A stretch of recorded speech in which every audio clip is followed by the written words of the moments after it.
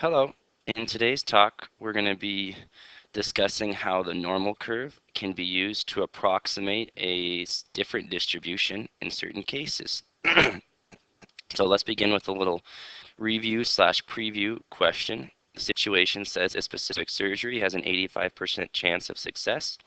If a doctor performs the surgery on 10 patients, what is the probability that exactly 8 will be successful? First thing you need to ask yourself is what type of probability are we discussing here? If you want to think about it, pause the video. Otherwise, I'm going to continue forward. So you think to yourself, well, there's only two options for each event. Each patient is either going to have a successful or non-successful surgery. That's a clue. There's only two options.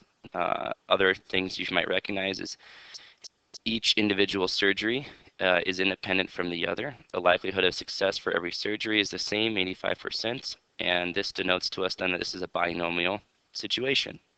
Because it's a binomial situation, I can use the binomial formula for it. The formula was from the 10 surgeries, how many ways can I choose 8 to be successful? So this is the number of ways to have 8 successful surgeries. Each surgery has an 85% chance of success, so this is probability of getting 8 successes. And I also need 2 failures. If success is 85%, failure is 15%, and I need 2 of those. You can run the formula, or you use binom PDF in the calculator. 10 trials, 85% chance of success on any trial. 8 trials we want to be successful. We get a 27.6% chance of success. So we've done this in the past. The binomial formula allows us to calculate items like this. However, if the doctor's insurance company was concerned with calculating the probability of him having at least 125 successful surgeries out of 150 over a period of time, it would be a very labor-intensive task to use the binomial formula repeatedly. I'd have to use it for 125 and then 126 and 127, counting up and up and up. Instead, we can simply approximate the binomial situation as a normal distribution and then use our normal distribution to find the probabilities. So what we're going to do is talk about how can I use the normal distribution to approximate a binomial distribution. So when to use it. The normal distribution is used to approximate the binomial distribution when it would be impractical to use the binomial distribution to find a probability, usually because you have a large number of cases.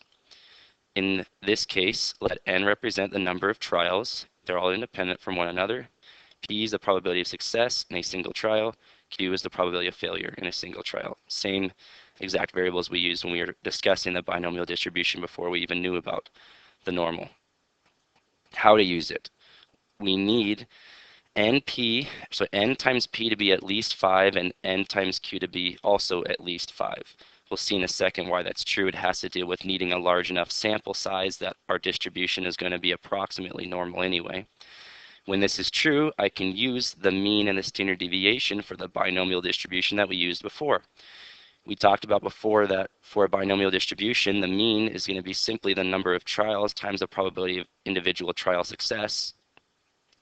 And the standard deviation is going to be equal to the square root of the number of trials times the probability of success times the probability of failure. And once you have a mean and a standard deviation, and you know it's approximately normal, you can then just use a normal distribution. So next thing, we're going to look at why does this have to be true? Why does NP need to be at least 5? Why does NQ need to be at least 5 as well? Well, it really has to deal with we need a large enough sample in order for it to be approximately normal. So let's say n is 4 and our probability of success is 25%, which means our probability of failure would be 75%. In this case, if our samples were just of size 4, my distribution would look like this. You would say probably a little bit positively skewed, definitely not symmetric. Once we've even hit 10, you start to see the normal curve start to form. Not quite perfect yet. Once you hit 25, you're pretty much there. You have a normal distribution. N times P is 6.25, N times Q is 18.75. Both of these are greater than or equal to 5, and you see the normal has pretty much shown its face. By the time you hit 50, in this scenario, it's almost a perfect bell curve. And both of these are definitely satisfying the condition that of being at least 5, whereas up here, they weren't. That's why we need NP times, or NP bigger than 5 and N times Q also bigger than 5 is to get a normal curve out of this. So we're going to take a few examples and look at when we can and when we cannot apply the normal distribution and what the mean and the standard deviation would be if we can apply it. So decide whether you can apply the normal distribution. To approximate X, the number of people who reply yes, if you can, find the mean and the standard deviation. So situation number one, 62% of adults in the US have a high definition TV in their home. You randomly select 45 adults in the US and ask them if they have an HD TV in their homes. So we are selecting 45. The probability of success, 62%, which means probability of failure is 38%. M times P would be 45 times 0.62. Grab a calculator. And we get 27.9.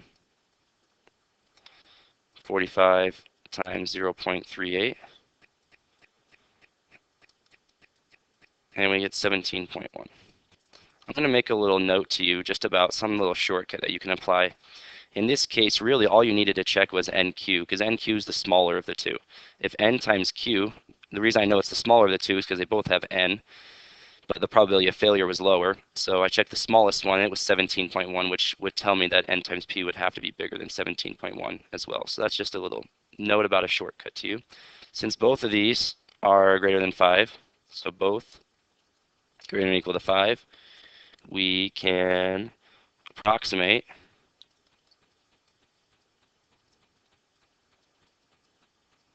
with a normal distribution. If we're going to use a normal distribution, we just need to know two things. What's the mean? What's the standard deviation?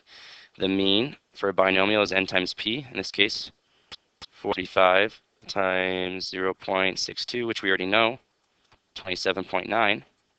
Standard deviation, we don't know. Square root of n times p times q. Square root of 45 times 0.62 times 0.38. All of that is underneath the square root. Grab my calculator and run it. 45 times 0.62 times 0.38. Standard deviation is 3.26. And then we could do some normal calculations with it. Situation number two, 12% of adults in the US who do not have an HDTV in their home are planning to purchase one in the next 2 years. You randomly select 30 adults in the US who do not have an HDTV and then ask them if this is true. Are they planning to purchase an HDTV in the next 2 years? In this case, our sample N is equal to 30. It's the number of trials that we ran. Probability of success is 12%. Probability of failure is 0.88. N times P is going to be 30 times 0.12. 30 times 0.12 gives me 3.6.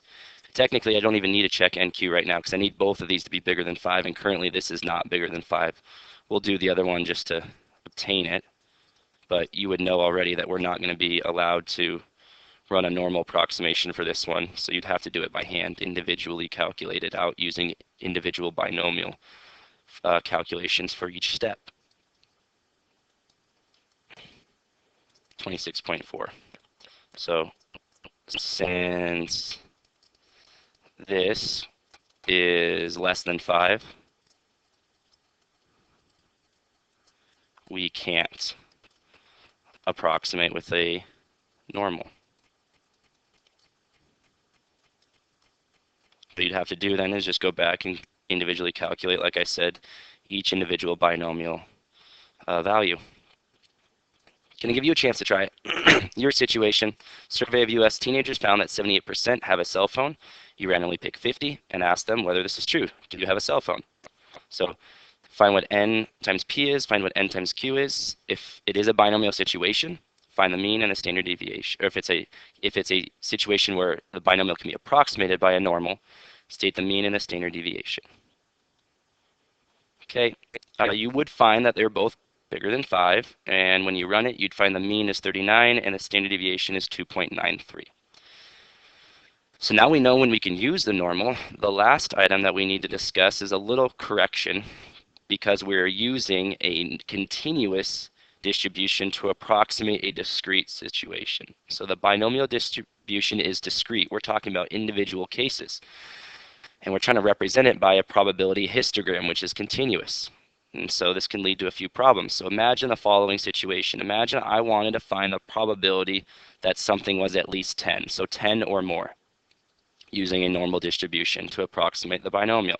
If I did that, I would start right here at 10, because that's where 10 is located, and I would want everything to the right, which I've shaded in yellow.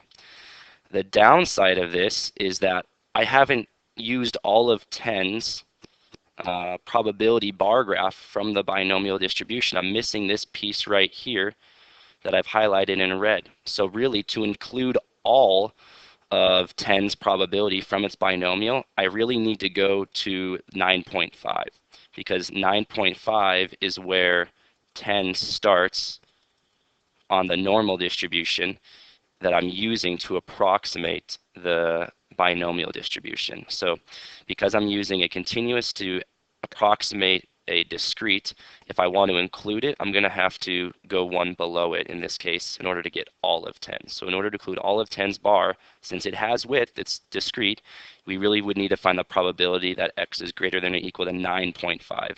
That would then allow me to get this additional piece of 10 that I didn't have before, which will give me a much closer answer to the real life value that you would obtain if you were to actually do it. We call this a correction for continuity or a continuity correction. It's because the binomial distribution is discrete and we're trying to represent it with a continuous probability histogram. In order to calculate exact binomial probabilities, the binomial formula is used for each value of x and the results are added. Geometrically, this corresponds to adding the areas of the bars, but the areas of the bars have width, so we need to either subtract a half or add a half of the bar's width when doing calculations. It depends on the situation. So here is what we're going to have to do. Like I said, we're either going to have to move a half a unit to the left or half a unit to the right, depending on if we want to include or exclude that part of the bar from our calculation. So here's a table that kind of synthesizes all of these situations. It's probably more helpful to do a few examples, which we'll do in a second, but here's what the table says. If I want to calculate the probability of it being exactly a value, like if I wanted to get the probability of just this bar, I would need to go half below and half above. So you'd see I'd find the probability that x is a half a bar below and a half a bar above, which would get all of C. If I want to get at most C, that would mean C or less. I would add a half to it in order to go below. If I want fewer than C, I would not want to include C, so I'd go half a bar below. If I want to get at least C, that means I want to include C or bigger, so I go half bar width below C and include it. If I want more than C, it means C is not included. I want to go half a bar above C and then take everything to the right of that. So that table is nice. Probably once you understand it, you really won't really understand it until we try a few examples. So here, let's work a few examples. So let's go back to the situation where I'm looking at 10, and I want to use the normal curve to approximate this binomial situation. If I want to find the probability that I'm going to get more than 10, well, more than 10 right here is going to be this. I do not want to include 10. So if I want really more than 10, what I'm going to want to do is I want to find the probability that x is bigger than 10.5 because I want it to be right here. I don't want to include any part of 10. So if I don't want to include any part of 10, I need to go half a unit above 10. Next situation, what if I want the probability of getting 10 or more? Well, to include 10 now, 10 is involved in the calculation, I would need to go right here or more. Well, if I want to include 10, I need to go half a unit below it and then include everything to the right. So I would want the probability that x is going to be bigger than 9.5.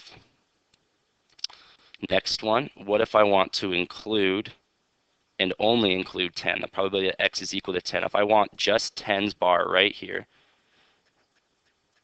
I can see what I'm going to want is I want 9.5 up to 10.5 for my normal curve. So I would find the probability of it being between 9.5 and 10.5. Last one, what if I want to find the probability of being between 8 and 10, not including 8, but including 10? So between 8 and 10, not including 8, but including 10. If I want all of 10, I need to go a half to the right of it. If I don't want any of 8, I need to go a half above it. So I need to be between 8.5 and 10.5 in order to not include 8, but include 10. And that's how you do a continuity correction. Here are the following steps that we're going to use in order to do a normal approximation in a binomial. We've kind of done them all one step at a time so far. Step 1, define what n, p, and q are. Verify that our sample is large enough. N times p is bigger than 5, n times q is bigger than 5. Define what our mean and our standard deviation are. Apply the continuity correction so that we're appropriately using the normal when approximating a discrete situation. These last steps, you don't need to find the z-score. The reason why is because we can just use normal CDF because we have technology. So instead of steps 5 and 6, you could just use normal CDF without having to do the standard normal of a mean of 0 and a standard deviation of 1. You can just use the mean and standard deviation that we found from step 3. So let's go through it all. About 35% of U.S. workers are college graduates. You randomly pick 500 workers and ask whether they are a college graduate. What's the likelihood that the number who say yes is going to be more than 200? Our trials, we're doing 500 in this case. Probability of success is 0.35. Probability of failure is 0.65. N times P is 500 times 0.35. Grab a calculator and run it. So 500 times 0.35, 175. 500 then times 0.65. Grab a calculator and run it. And you'll see it's 325. You actually knew it was going to be 325 because these two have to add up to be the 500. So once you knew this was 175, you could have just used subtraction from 500 to know it was going to be 325. You'll see both are bigger than or equal to 5, so we can use a normal approximation. In order to use a normal approximation, we need to know the mean and the standard deviation. We already found the mean. That's n times p. So we expect an average of 175 people to respond favorably. Standard deviation is the square root of n times p times q. So square root of 500 times 0.35 times 0.65. So square root 500 times 0.35 times 0.65. And I get 10.67, or 10.7 if you just round to the nearest tenth. Our distribution looks like this. Our mean is 175, our standard deviation is 10.67. If we want to get the probability that the number who say yes is no more than 200, that means it's 200 or less. If I want to include 200, my continuity correction has to be adding a half to the 200. So this is my continuity correction.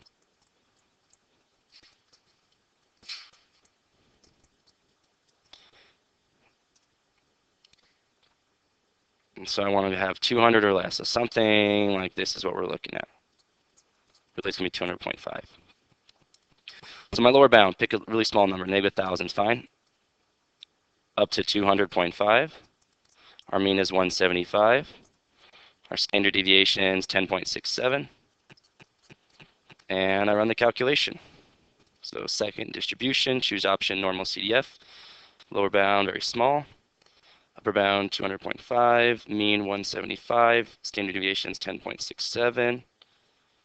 And we get almost a guarantee. It's 0.992, which is about a 99.2% chance that we're going to get 200 or less. And that's how I can use a normal to approximate a binomial. Saves you a lot of time of having to do a ton of individual calculations. If you'd like a chance to try, here's your situation. Typically, 70% of high school graduates pursue post-secondary education. The graduating class at Capital is usually around 315. Find the probability that the Capital High graduates who pursue post-secondary studies is no more than 235. So it would be 235 or less. Okay, what you should have found is you can use a normal approximation. We want to find the probability that the studies is, that it says is more than 235. So you'd have more than 235. So we wouldn't not want to include 235. So there's my continuity correction. Normal CDF, 235.5 up to a large number, 1,000. Means 220.5. Standard deviations 8.13, about a 3.3% likelihood of that occurring. And that is it for today. Thank you very much and have a good day.